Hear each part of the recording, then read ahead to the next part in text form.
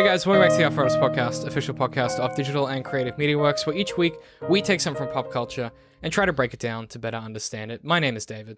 Hello, my name is Ben. I like the finger guns. Is that going to be a permanent fixture? No. No? I was just kind of testing the waters. And yeah. Well, for something different next week. Last week you made an existential groan and then looked at the table. To be fair, that was like 10 p.m. Yeah, that was an interesting one. This month though, it's a new month, so we obviously that was April. We're now in May, and we thought what better way to treat my birthday month? It's gonna be May. It's gonna be May, baby. That's the one. It's you can't stop us. It's May now, which I'm not okay with. The year's gone very quickly.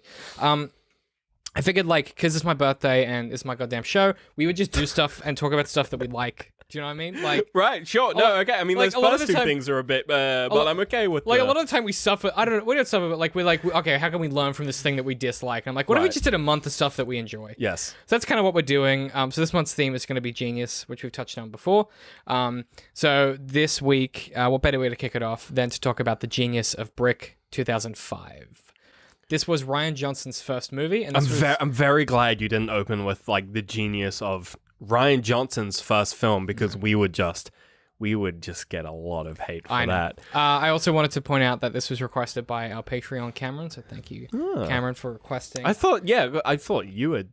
No, this was requested from a Patreon. Oh. It was like, you should watch this, you'll love it, and I did. Same. So it's really good. What happened was Donnie Darko.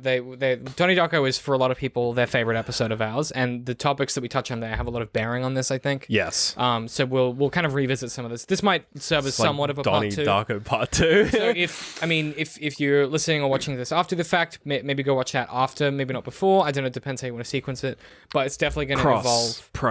When I was doing the research, I re-listened to that episode for context. So if you don't know, Brick is a 2005 American neo-noir mystery film written and directed by Rian Johnson, and is his directorial debut of a feature-length film starring Joseph Gordon-Levitt as a very young man.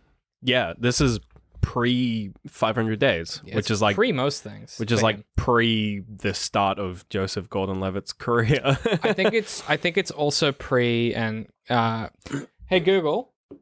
When did 10 Things I Hate About You come out? 10 Things I Hate About You was released globally on March 31st, 1999. Okay. So good 6 years after that. 6 years after that was when this came out. Okay, sure. And it's probably the first time when he was sort of old enough to be cast in the edgier roles. How old was he in 10 Things I Hate About You? He was 16. He was actually the age of the character. Okay, wow, yeah, because he looks older in this. I mean, all the characters look quite older. Yeah. We'll get into that. It's a stylistic thing. Yeah. But before we get into the summary, what did you think going into it? Did you first time? I mean, all I'd seen from it was the IMDb description, which was did you know anything about this before? No. Okay, interesting. Knew nothing. Okay. Well, I saw the IMDb description, which was he gets a frantic call from his ex-girlfriend and then finds her dead body and then decides to figure out who done it. And I was like, man, that sounds like fucking shit. Mm-hmm. And so I was watching this film while doing housework, which I don't think helped, but at the same time, I don't think I would have been able to watch it any other way. It's a real slow burner. But there's a lot of details that if you're not super paying attention, you can just miss. Completely miss. It's very intricate. Yeah. I mean, I think, and we're obviously going to get into this, but I think the nature of the genre that it was very much by the books using helped with that, because I was able to just kind of, you know how if there was a character who I was just who was this character, I was able to just use the shorthand of this archetype. Oh, they're this archetype from a noir story. I can follow along from here. Yeah, it's very interesting in that way, where it commands a lot of genre conventions very proficiently for a new film. For a new director. Clearly Johnson knows his shit, I think. It's almost like he's a good director. Oh boy. Oh crap. Let's not get anyone angry yet. Let's get through the summary and then we can kind of see where we end up. Because I have a lot of conflicting feelings about this film. Okay. Okay. So, high school student Brendon Fry is spending a lot of time by himself after his breakup with Emily Kochik and the betrayal at the hands of his friend Joe. Brendon finds a note in his locker directing him to a payphone where he receives a cryptic call from Emily as a Mustang drives past. Brendon calls on all of his resources to track Emily down, landing him investigating a Halloween party where he is intercepted by Laura Dannon, a flirtatious popular kid. Laura directs Brandon to a diner where he meets Dode. Dode and Emily try to convince Brendon to leave it alone, but Brendon snags her notepad and it leads him to Emily's dead body. Reeling from her death, Brendon takes it on himself to solve her murder. He hides the body, and Brendon attacks Brad to draw out the pin, a local dope dealer that may be involved. Brendon is then knocked out by a man he's never met before. After some further investigation, Brendon learns the driver of the Mustang is the same man who beat him up. Brendon convinces the owner of the car to take him to the pin. Brendon meets the pin and convinces him he should take him on. The pin then says he'll either scrub Brendon, which I assume is like kill, or take him on by the next day. On the way home, Laura reveals Emily stole the brick from the pin when he rejected her from his organization. After a chase, Brendon incapacitates an assailant who tries to attack him with a knife, and the pin accepts him on this merit. Brendon then gets a call from Dode, who says he saw Brendon hide Emily's body, and believing Brendon is the murderer, vows to ruin his life. Brendon meets with the pin, who suspects an uprising from Tug, the man who beat Brendon up and took him to the pin in the first place. At the pin's house, Tug tells Brendon that the pin received a shipment of 10 bricks and sold 8. One was stolen and replaced with another that had been doctored with detergent, causing Frisco's coma, and the 10th brick remains to be sold. The pin arrives and tells Tug about hearing from someone who knows what happened to Emily. Brendon, weakened from several recent fistfights, intercepts Dode before the meeting and discovers Emily was pregnant when she died. Tug goes berserk and beats Dode before shooting him in the head. Tug then threatens the pin, who walks away as Brendon faints from a coughing fit, likely sustained from his many injuries and head trauma. Brendon awakes in Tug's room, where Tug says he's at war with the pin. Brendon confronts Kara, accusing her of manipulating Dode by telling him Emily was carrying his baby, and then pushing him to sell information to the pin. Brendon arranges a meeting between Tug and the pin and waits in Tug's bed. Laura emerges to comfort him, and as he sobs over Emily, they have sex. Okay, continue. Brendon recognizes her post-sex cigarette as the same distinctive brand that was dropped from the Tug's black Mustang after Emily was frightened. At the meeting, chaos erupts when it is discovered that the 10th brick is now missing. Tug beats the pin to death while Brendon flees, escaping just as the police arrive.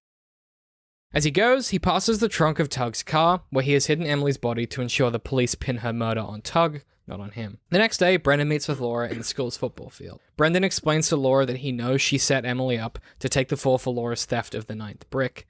She further manipulated Emily into meeting with Tug, who ultimately killed her after letting him believe he was responsible for Emily's pregnancy. Brendon tells Laura he has put this truth in a note to Vice Principal Truman, who will find the brick in Laura's locker if, in fact, what he says is true. Laura vindictively tells Brendon that Emily expressed regret that she couldn't keep her pregnancy because she did not love the prospective father, and that Emily was 3 months pregnant when she died, implying the baby was Brendon's. Credits. Ooh. Savage. The reason that I put the sex thing in, I didn't leave it ambiguous, is that Rian Johnson's talked before, and he's like, yeah, they have sex. There's a scene they cut where it's like they're naked and it cuts away. Sure, so, fair enough. But That's why I was like, nah, I don't remember that. Yeah, there's a lot. This is like it's a complex. Once again, there's a lot that happens. If you haven't seen this film and you listen to that and you went, what the fuck happened? Like, it's a lot easier to watch because it's very slow. It's very slow, and you kind of get there's really not that many characters. Mm-hmm. It's just all of them are always there and they're always doing something. And there's always some new information about them. So it's you kind of have to be there in the moment. So like don't be put off by that. It's a very heavy it's a very confident, it's very dense. It's dense. I mean, that's just one part of like what makes it so there's more in there than even in that synopsis. Big time. I mean, I didn't even mention like the subplot with the vice principal and trying to use Brendon as like an inside man, or like the extra interactions with what's her name? Kara, the drama. Kara, yeah, the ex-girlfriend. There's a lot of like things going on that I didn't mention because they don't necessarily like. They're just more detail that make the film a bit more realized, I guess. The big thing I notice about a lot of things that Rian Johnson makes, and this especially as evident, like it's his first feature film, is that it's so earnest that it like a lot of, and we saw this with like The Last Jedi, obviously, and some of his work in between. He makes things very confidently, so he invites criticism by not apologizing or making things ironic. Like he just makes the film he wants to make, and then fuck the consequences kind of thing. Right. Did you get that vibe from this in the same way that kind of The Last Jedi has that tone? What I did get is that whenever this film tried to do something that was kind of like cool or like really epic or like very like dramatic, it never felt like it wasn't earned. Like it never felt like it was just trying to be dramatic just because that's what films do at this point in the story. Like there's no point where I was just like, oh, you haven't earned that moment. Like you haven't, the things like the soundtrack and the, like the quite crappy fight scenes and the like just things that happens. It's, there's never a point where we're just like, oh, you can't just do that. Like when he pulls out, when Tug pulls out, his name's Tug, right? Mm-hmm. When Tug pulls out the gun and shoots Dode in the head, that's like a huge point of the film because you're just like, oh, people can actually die in this film. Right, but they built up to that the whole time. time. It's not just, he doesn't just like whip out a gun like it's the fucking, like The Room or something, like the drug dealer in The Room. You're not like, what the fuck? You're like, because it escalates, right? You have the fist fights, then the knife, and then like it keeps going till it gets to guns. Yeah. It doesn't start with guns.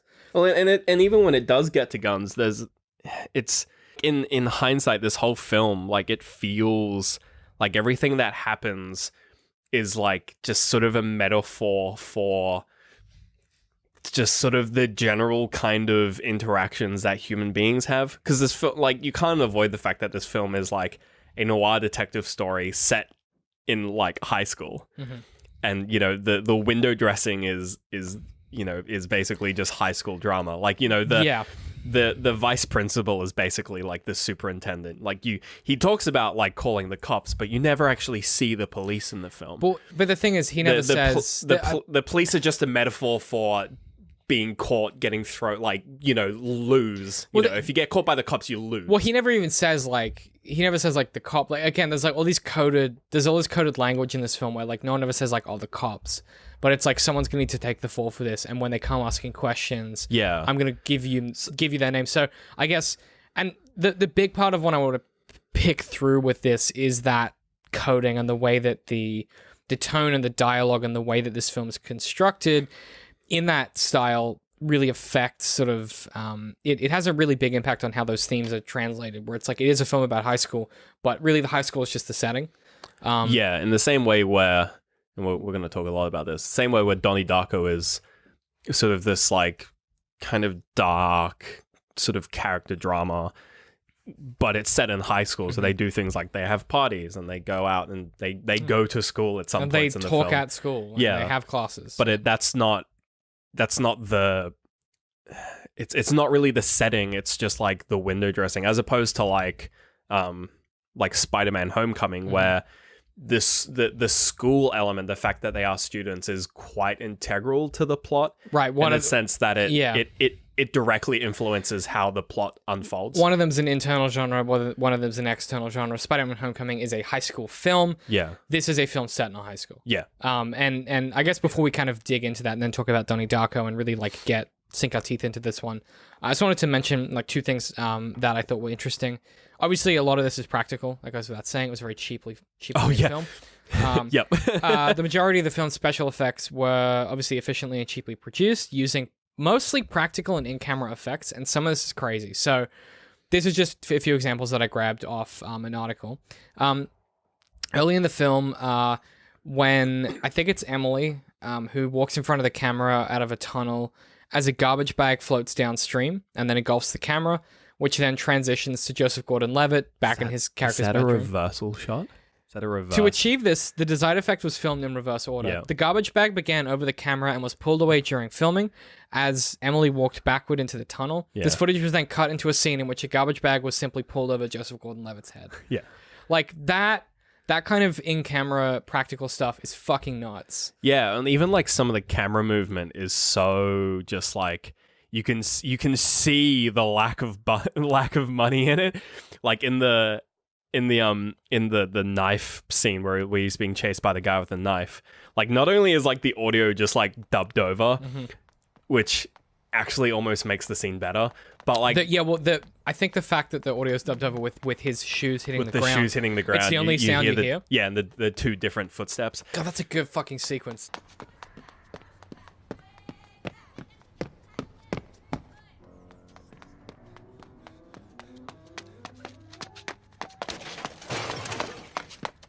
But also like the way the camera moves, it moves as if it's someone on a skateboard being pulled by someone who's just fucking hoofing it, and he's just like holding the camera as stable as he possibly can. It's a technique that Fincher uses as well. David Fincher's films do this a lot, where It's like a handheld dolly, basically. It's a handheld dolly, and what they do is the camera mirrors the movement of the character. So what you feel like is in another film, right, where it's like a stationary cam and a character's moving in the shot, is you feel like detached from it. Whereas I think the use of that tracking of the actual movements of the character, not literal, like even like little things like the angle they're looking at, it kind of puts you in the character's head, and it like demands your attention.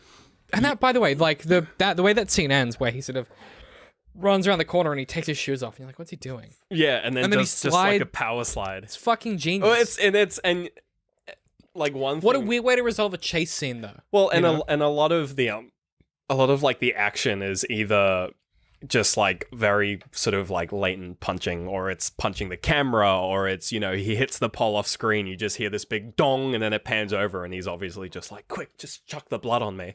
And like when they're in the den and the den's being attacked by Tug's goons, they don't show the fight scene, they just show the noise from underneath it, because that's a lot cheaper than doing a fight scene. Yeah. Which you don't have to choreography a fight, you just have to sound design. You don't have to choreograph a fight, you just have to get a bunch of guys in the folly room to just fucking slam some pillows together. The cool thing about that is what ends up happening is the film is the dramatic tension is ramped up, because you're not, which is kind of what like that's they managed to do a fight scene with one actor, the guy who comes through the door covered in blood. Yeah, how do you like? That's a fight scene with one actor. That shouldn't work. Be possible. But it 100% works because it's set up so well. And that was, for me, that was like one of those moments where it's just like, you've earned this because you've set up this weird mum's basement to be this den, and you've set up the fact that randomly there'll just be people standing outside just there. Which the first time you see it, you're like, that's weird. But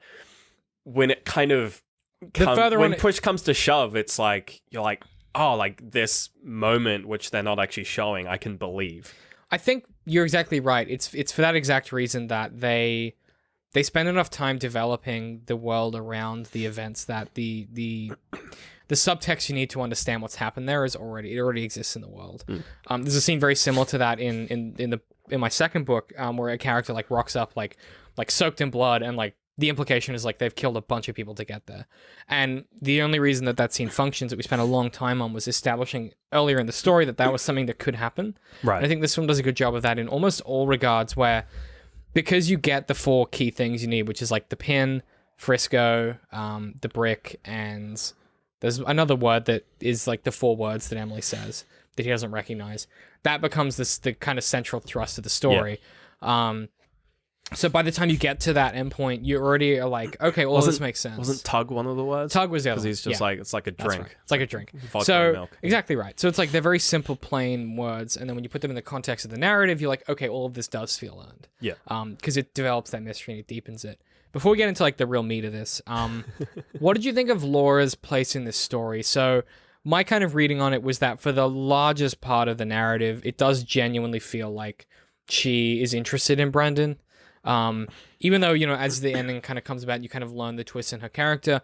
I don't necessarily stop believing that she sort of genuinely is interested in him. For me, her role in the story really helped solidify this sort of genre of like the noir. She's the femme fatale. Yeah, so she fits that femme fatale character strongly, but she helps drive. So really the only characters, so they talk about like, oh, what's your play, what's your game, like what's your plan, because that's like a big part of noir stories, is like they've got an angle, everyone's got a thing they're trying to achieve, and everyone plays at it differently. And for a film that like explicitly mentions things like what's your play, what's your game, what's your angle, it could have easily fallen flat if there was no real evidence of anyone doing anything like that. I think everyone has an angle.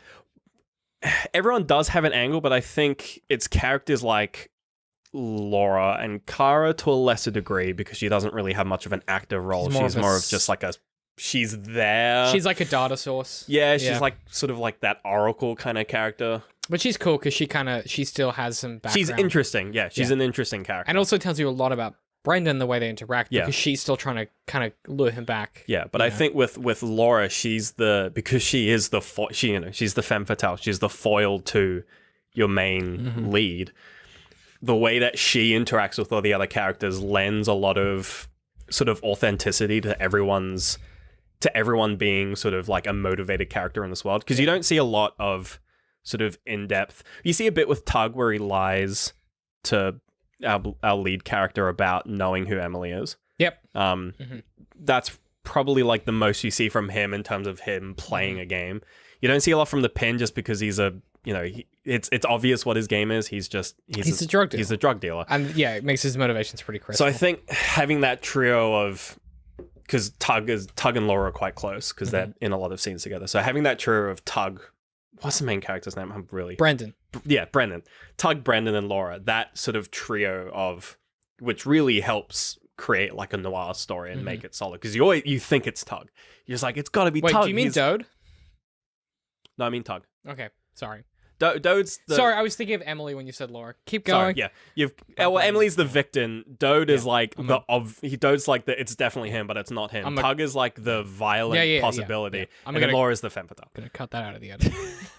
So you've got that trio set up, and that trio is like so important because it drives it drives like the authenticity. It makes the world feel important, which sets up the whole idea where it's just like they're just kids in high school, but they've got this web of because and I guess the truth is when you're in high school, that's literally one of my notes. Like when you're that's like, what it feels like for me, like why I feel like the gun is such an interesting inclusion, because there isn't a lot of consequence for him literally shooting someone in the head. For me, it's like things like that. Him shooting someone in the head isn't. He didn't actually, that's like a metaphor for like deleting someone on Facebook. It's like it's pulling the trigger. It's the final, it's the final act of like violence in a inherently non-violent environment, which is high school, because you're just a bunch of kids.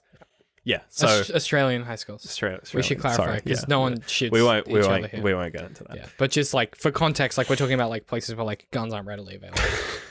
Like, well, I think it's cut that out of the well, I just think that's like an important caveat. Like, we're talking about like a typical high school environment. Like, we're not there's a school shooting once a week in America. So I just think that actually could lead to this perspective we had, because when someone, when we watch a high schooler pull out a gun and shoot someone, it's like that's not a thing that happens. Whereas I imagine in places where you could go to your dad's drawer and take out his gun and stick it in your pocket, like in an environment where that is possible, here it really isn't. And that might be more. Maybe it says something. It may shift the balance of like metaphor versus aesthetic. Yes, as opposed to like the noir stuff being a metaphor for the environment. It's more just like, this high school is just a bit wild. Shit, that's really interesting. This might be a good point to transition to talk about Donnie Darko, because that is fucking fascinating. That didn't even occur to me. That's because guns. Every culture treats guns differently. Like it's just the nature of America. Guns are a metaphor for freedom. Right. Now in Japan, guns don't really have a lot of precedence. It's mainly you have the sword because of a lot of sort of ancient stuff. In New Zealand, they're a myth. And here there's something that exists in other places. Here it's like it's a sign of if anything, it's a sign of just like being a rural person. Having to kill vermin. Right, like Wolf Creek or whatever. Yeah. Totally. Obviously, Brick came out a few years after Donnie Darko. I think it was like 6 or 7 years, but was written around the same time, which is interesting because now that we learned from Google before that, the 10 Things I Hate About You came out about the same time as Donnie Darko. Right. So I'm pretty sure what happened is Rian Johnson, he wrote the script in 97. 10 Things came out in 98. I reckon he went, that's my guy. The kid. Long hair, 5 years on, he'll be great. Right. I reckon I would honestly put money on that happening. That's an interesting We'll ring up Rian Johnson. For the record, that is speculation. Don't quote me on that. So Donnie Darko is a story about determinism, fate, and it's like a non-authelic world where like basically, the fantasy world is wholly encompassing. It seeks to be allegorical in some ways.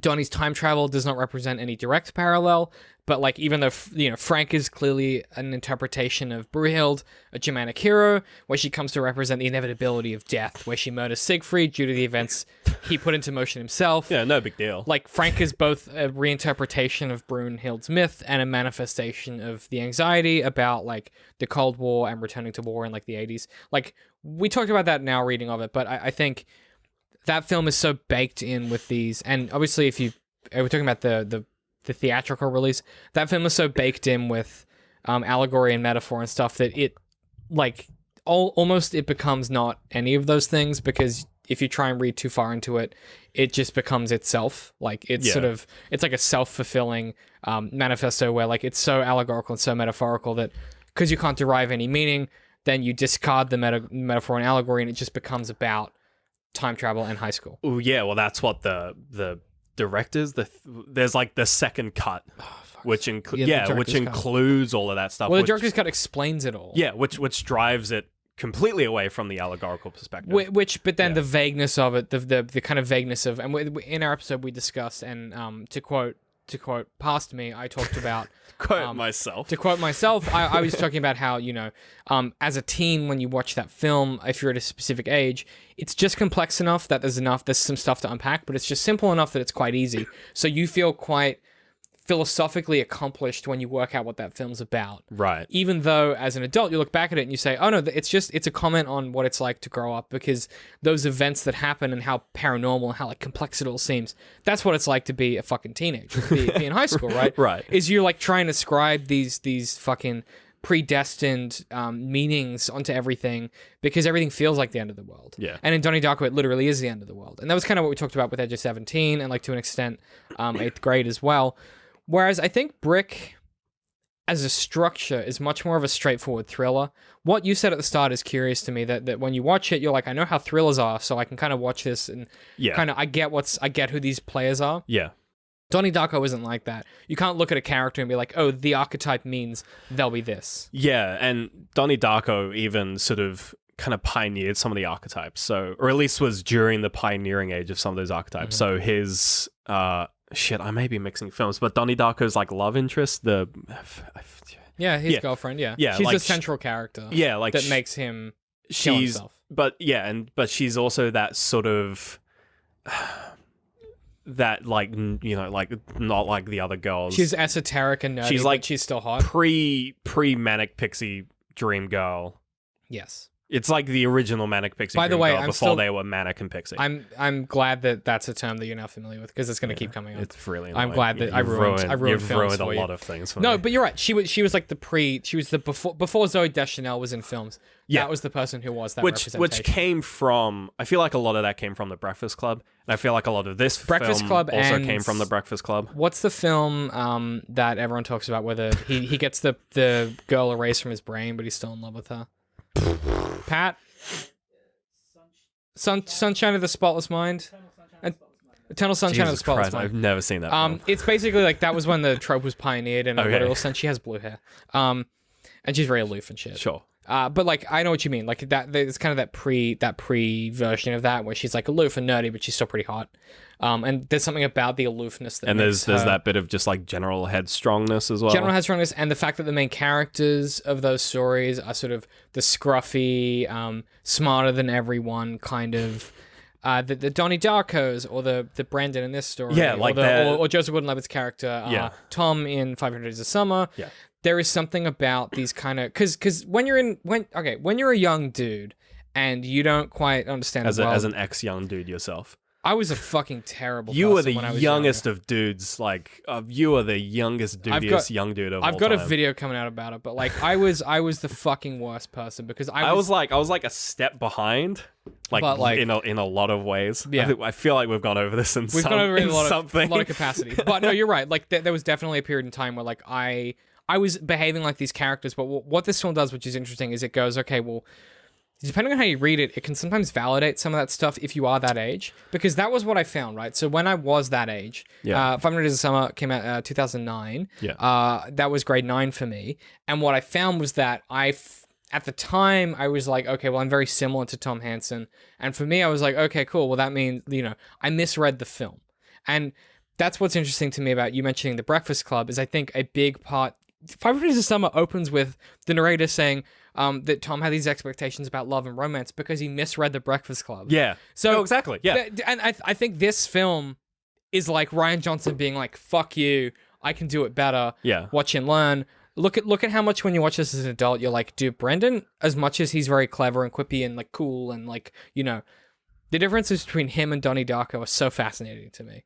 Where Brendon is rewarded for his kind of quippiness and coolness, and Donnie Darko has an ongoing medical condition and has to kill himself for it. Do you know what I mean? Like, there's something interesting going on there. Well, I think part of that comes down to the fact that it is this sort of closed story. You know, you come into it with him seeing the body, and the film ends with him solving the case. It's almost like a Sherlock Holmes novel. Well, it's a murder mystery. Yeah, well, you've got this main character who he doesn't. I think the minor slip, if I would like say there is a minor slip, is in terms of like setting up this genre is the personal stakes that Brendon has in the case.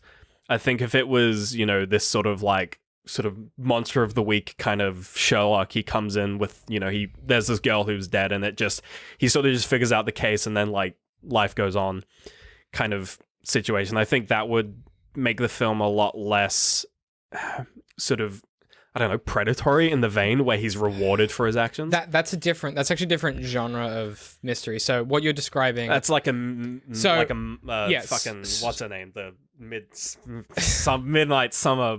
You know what I mean? The fuck like is the happening to you? BBC like murder shows. Yeah. So what you're describing, this film is a thriller, which is where the stakes go from you find a dead body and it goes from a relative safety and moral security to interpersonal involvement, where the main character is suddenly personally involved in the stakes, and their morality and their life are both put on the line to solve the case. What you're describing is more like a Sherlock Holmes story, which is like a straightforward detective narrative. Right. So they're like a different subgenre of the So is that crossover between thriller and thriller's detective? Thriller's a subgenre of the detective story. Is where noir sits. At least noir is an aesthetic. So noir is an aesthetic of the thriller genre. Right. So typically, if you watch Heat, so Heat's like the classic noir film. Heat is a story where like the stakes get progressively more complicated and personal for the protagonist, and the ultimate question at the end is, will they survive? Ultimately, a thriller asks, will you survive at the cost of damnation?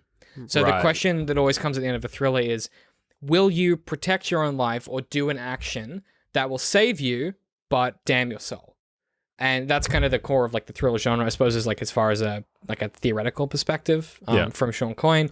Steve Pressfield is a big advocate of that. Whether or not you agree with that depends on the story and the reading that you take from it. But generally speaking, the difference there is that a detective story is the question at the end of it, that the best bad choice or the best best bad choice, or this is the other version of that where it's the good thing, or it's like two competing equal options. You have to actually decide. The version of that for a detective story is, what are you willing to do to solve the case? So are you willing to break your morals to find the answer? So in like a Sherlock Holmes story, he has to like be underhanded, or he has to kind of like lie to someone, or like cheat someone, or do a thing that is morally reprehensible but that isn't life endangering. And that's kind of the delineation between the two. So for me, I think this film, and especially Donnie Darko as well, they're both thrillers in that regard. But I mean, even like from a stylistic perspective, which you were touching on with the noir thing, in Donnie Darko, everyone speaks like they have a fucking degree in philosophy, whereas in Brick, everyone talks like it's the 1950s and they're in a detective story. Yeah. Did that? Because I didn't tell you about that going into it. Was that something that changed the way that you read the story? Yeah, I think especially the interaction between Brendon and the vice principal, like that for me. Such a like cop. Yeah, like for me, cop dragged in that was literally, for me, that was like the turning point. I was just like, oh, I see what they're doing. Mm-hmm. Like before then, I was just like, oh, this kid has like a friend who's just like who sort of acts as, well, for one, he acts as the filler of plot holes, which is very convenient and makes this film just kind of easier to watch. Yeah, I mean, that's what those characters do. And that's like the informant. Yeah. And I was just like, oh, he's just got this friend and they just kind of talk to each other because they're in this like for me at first I was just like, oh, they're just like in this fantasy world where like they think they're detectives. But when he sort of when he started interacting with other characters, Kara. I keep thinking Kara. Like Kara, and when he goes to the Halloween party and it's basically just like a jazz club. So weird. But it's like a Halloween party and there's like a jock there. It's like a house party? Yeah, it's like a weird. house party jazz club. At that point I was just like, oh, I see what they're doing. Yeah. And then when he talks to the vice principal, I was just like, yeah, no, I get what they're doing here. I had the realization when they're in the parking lot, and he's like leaning on Laura's car, and the jock is like giving his like speech about football or whatever. Yeah. He's like, "What are you doing here?" And I was like, "Oh, that's like the detective turning up at like the nightclub where the bad guys are." Well, that literally happens at the house party as well. It's the same guy with the same yeah. line. He's And like, I'm "What are you doing here?" yeah. He's just like, "I'm leaving." Which I like. I don't know. There's something about that which, Like swap that out for a bar.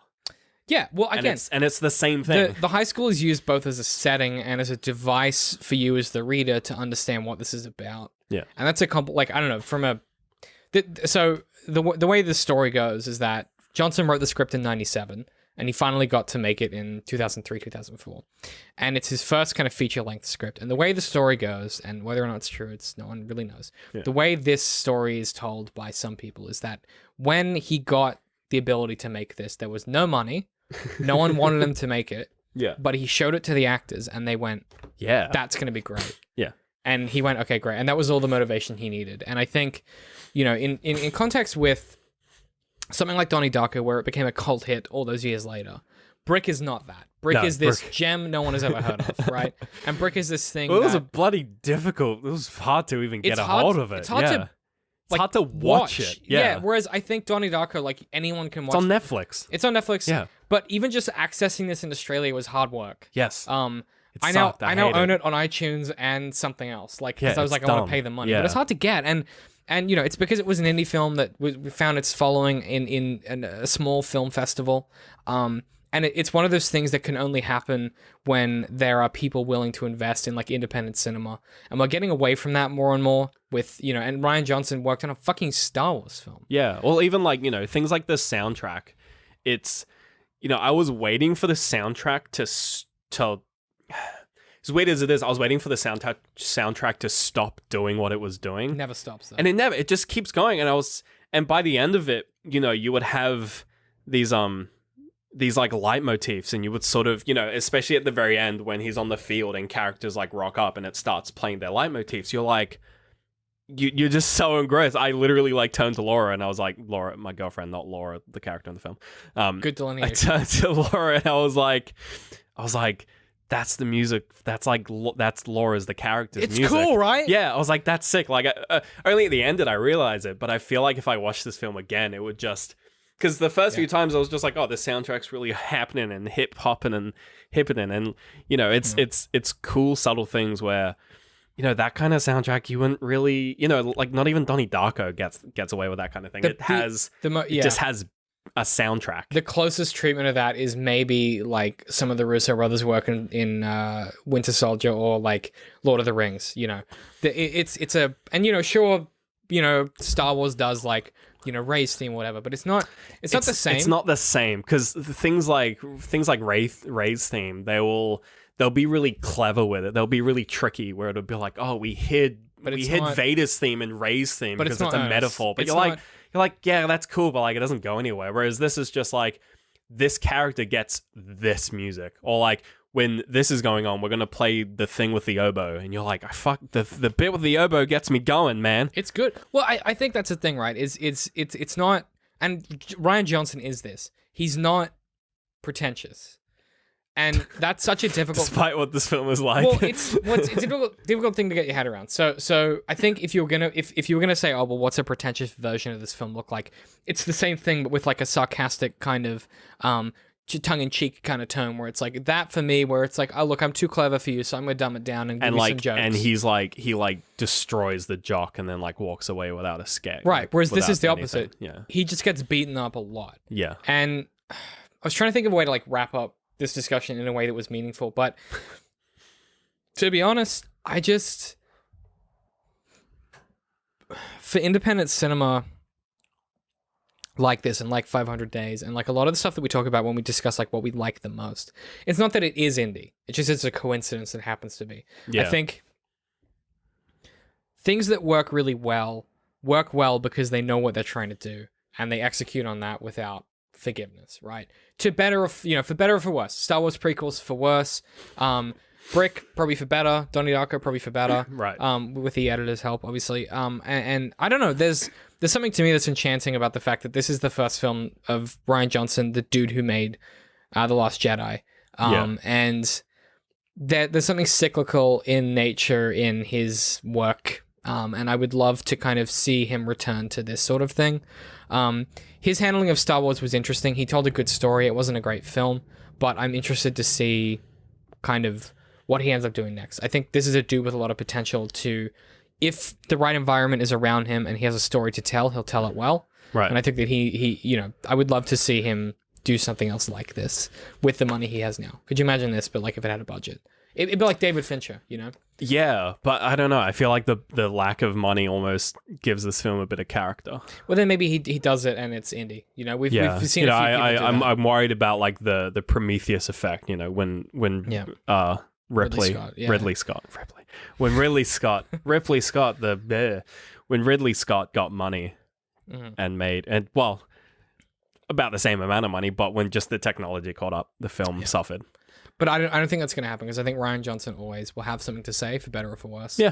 And when we talk about films, he's also not making like sci-fi blockbusters, so it doesn't. There's not that expectation of if you have money, you spend it all on CG. He's wielding, even when he was given Star Wars, he spent a lot of it just doing practical and doing just character development. And I think all of that comes from this film. I think if you want to talk about like what is the manifesto of like a director or a storyteller, this is where you turn to for him. It's stylistic, it's bold, it's brave, and it invites being criticized for those reasons. It doesn't escape that curve by being clever or self-aware. It just is itself, and it's fucking hard to do. Like, it's hard to do. Like, people hate my book. Like, I get some people don't like my book. I hate your book, David. It sucks. Yeah, but it's like, because it is just earnest, and sometimes that's hard to do, and you have to put yourself on the line and accept that criticism as part of making something that you care about. And I think if there's any lesson we've learned from like doing this for like 4.5 years, it's that the things we like the most tend to be stuff that someone really fucking backed. Like, they put their heart into it and they were like, this is something I genuinely believe in, for better or for worse. So I think, not that there's a lesson from every episode of this, but like, I don't know, there's something there about, there's a continuity of, if you give a shit about it and you make something that you give a shit about, don't be afraid to give a shit in the thing. Don't be afraid to actually commit to that, and don't feel like you have to be a cool, edgy, like fourth wall, like reinterpretive, postmodern, like, I'm safe from criticism because you just don't get it. Like, I think make stuff that you care about and make it with people you care about, and maybe that's what it's all about. Maybe it is, David. Do you have any recommendations? I don't know if I did this last week, but I've just been playing Dragon's Dogma. We didn't do recommendations last week. Because I'm so tired. Yeah, no, okay. All right, cool. I got a double one then. Been listening to the new King Giz. You need to say the whole name for new listeners. King Giz. Wait, what's their actual name? King Gizzard and the Lizard Wizard. Yeah, that's their full name. Yeah. They're an Australian band. They're a band. They make music. Don't know how you can recommend them if you like noises in your ears. Do you like sounds? Yeah, you like. Yeah, they're good. They got a new album which is quite environmentalist. So if you like environmental music, you'll probably like. If you like weird southern. This isn't what they're all about, but if you like weird southern environmental music, you'll like this album. Sort of bluegrass. Yeah. If you like microtonal stuff, you probably already know about them. Yeah. If you like just weird fucking tunes, they have an album which just loops forever, and it's really fucking good. Watsky has one of those too. Yeah, King Gizzard and the Lizard Wizard. They're just also, it's a funny name. It's great to say. So I've been listening to them. I've also been playing Dragon's Dogma, Dark Arisen on the Switch because it came out on the Switch, and I've already finished the game, and I plan on playing it again. And it's a really great game. You should be playing it. Fucking phenomenal. It's so I've done like 10 hours on the Switch. So underrated. Like I don't understand why. Like it's We might do an it's a episode classic. on it. Well, I feel like we are going to be doing an we haven't episode done this one. month. But I yeah. played like 10 hours and I'm like, oh, this game is fucking still brilliant. It's so good, and I playing it the second time because I played it through on PC when it came out on PC. Wait, we made a video about that, didn't we? The we Unpolished Gem video. Yeah. I'll link it in the description. I don't know if we've done an episode on it. No, we did a Potato Clinic. We did a right? Potato Clinic. Yeah. No, it was an antagonist video. That's right. Yeah, because it was yours. Yeah. Yeah. I was just in it. Yeah. Yeah. No, it's such a good game. Well, we're doing an episode on it this month, probably. Well, you get two, so you can. That's pick one two of them. things. So keep. There an eye we for go. that. That's one. It might be next week. I haven't scheduled this month. 'cause Nah, I got to I've play been more of it. very You got to give me busy. some time to play some more. Yeah. I don't really have any like recommendations of what I've That's been good because consuming. I went on for a while. Yeah, the only thing that I can recommend is we're playing Sekiro the whole way through, Shadows Die Twice on the Jesus Coffee House Christ. channel. That's it. Like that's all. For running tally, we're up to like 100 and something deaths, 120. It's We're a lot. pushing it. We hit 100 recently. Yeah, that's only like 30 episodes. So. Yeah, so that's an eye out for that. 3 deaths per episode on average. Come. Some of them it's way higher. Some of them it's about 12. Some of them it's like 1 or 2. So yeah, it evens out. I mean, otherwise, where can people find us? I was about to say Out Literal Citrus, but no. Facebook. At DCM Workshop. That was my fault because that's how I ended. You know what? Keep going. YouTube. Is it? how you- YouTube.com/DCMworks. Yeah, because I say What do you otherwise if you normally want to follow say? us individually is what trips you. Right. I normally say where can people find us. Yeah, That's that my- is what you normally that's my said. That is what you said though. Yeah, I know. My but brain just It just you had a moment. Yeah. Okay. Twitter, At DCM_works. Patreon. Patreon.com/DCMworks. If you want to suggest a topic like Cameron did, that's the best place to do it. We'll probably do it. We'll probably do it This because is evidence of that. you guys. It was a good film. One of the things I found is that our Patreons have really good taste. So if you want says- really good taste, says nothing about us. become a patron. If you have good taste, $3 a month Up to you. Says nothing about us. gives you a They bunch just- of bonuses. They just keep recommending. 80 plus episodes of side I content. don't think you should try 60? this selling bit. 70? It's fine. There's Around a 60. You can buy his book if you get it like a discount code or something. yeah. Keep going. with us. Something. We see it more as a subscription rather than a donation. Yeah, it's okay. It's more like a subscription. So you pay $3 a month and you get access to additional content. It's not like you're donating to us. Yeah, whatever. David. You also get access to our post show for this. Oh yeah, program, post show. where we kind of where we respond to comments. That's also what you get. Respond to comments and also talk about additional information. It tends to be like 20 to 25 minutes. We're also putting that as an audio only for the RSS feed, so that's kind of a new thing we're doing. So keep an eye out for that. Otherwise, if you want to follow us individually, I'm at DCM I Hate Pie. I'm at Literal Citrus. We'll see you guys next week. If you're watching live, we'll see you in 5 minutes. Ooh.